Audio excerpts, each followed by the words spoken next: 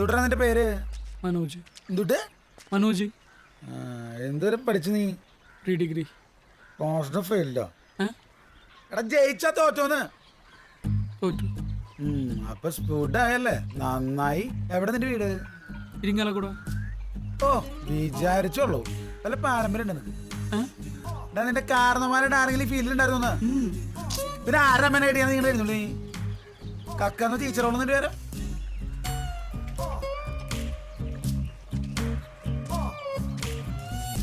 ഇതൊന്നും ശരിയാവില്ല. എന്താ ഇഞ്ചമ്പുളി കേസാണ്, കണ്ടാക്കുന്നൊരു കല്ലക്ഷണ. നീ അങ്ങനെ പറയല്ലേ. നീ എനിക്ക് വേണമെങ്കിൽ ഇതൊന്ന് ചെയ്. ഞാനവന് വാക്ക് കൊടുത്തു പോയി, അതാ. ദേ ആശാനെ, ആശാൻ ഒരു ഒറ്റ ആളെ പറഞ്ഞോണ്ട് മാത്രം എനിക്കവനെ തീരെ പിടിച്ചിട്ടില്ലട്ടാ. അവസാനം ടെറാസ്റ്റ് കേസാവും, അത് ഉറപ്പത്. എനിക്കറിയാം നീ എൻ്റെ വാക്ക് തട്ടില്ലാന്ന്. നീ ഗുരുത്തോളനാടാ. ഞാൻ അന്ന് ഇറങ്ങാം. നേരെ വയ്ക്കുക മരുമോനോട് ആദ്യം. കെട്ടിയവളുടെ തന്തപ്പടിയാണെങ്കിലും ഞാനൊരു പഴയ കള്ളനല്ലേടാ. അച്ഛനെ പോലെട്ടോ. ഈ ചാടിക്കടിക്കലേ ഉള്ളൂ. ആളൊരു തനി ശുദ്ധനാ. ആ മനഃശുദ്ധി അറിഞ്ഞിട്ടാ ഞാൻ കൂടെ നിർത്തിയതും ശാസ്ത്രം പഠിപ്പിച്ചതും.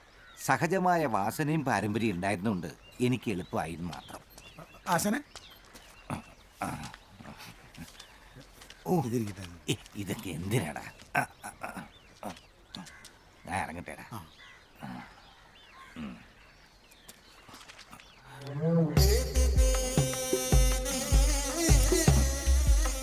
മോഷണമെന്ന ഈ അറിവിലേക്കുള്ള വഴി അത്ര നിസ്സാരമായി കരുതണ്ട.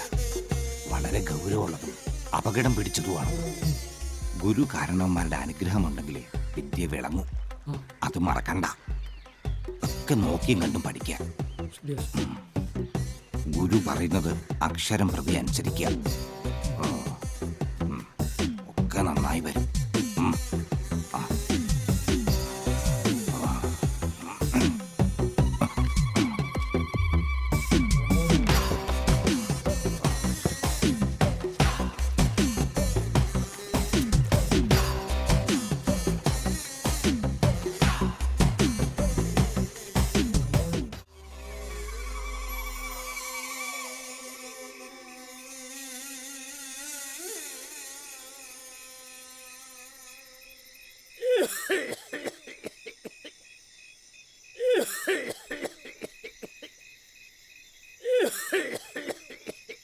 ഇതിന് വല്ല റിംഗ് ടോൺ എങ്ങാനാണോ?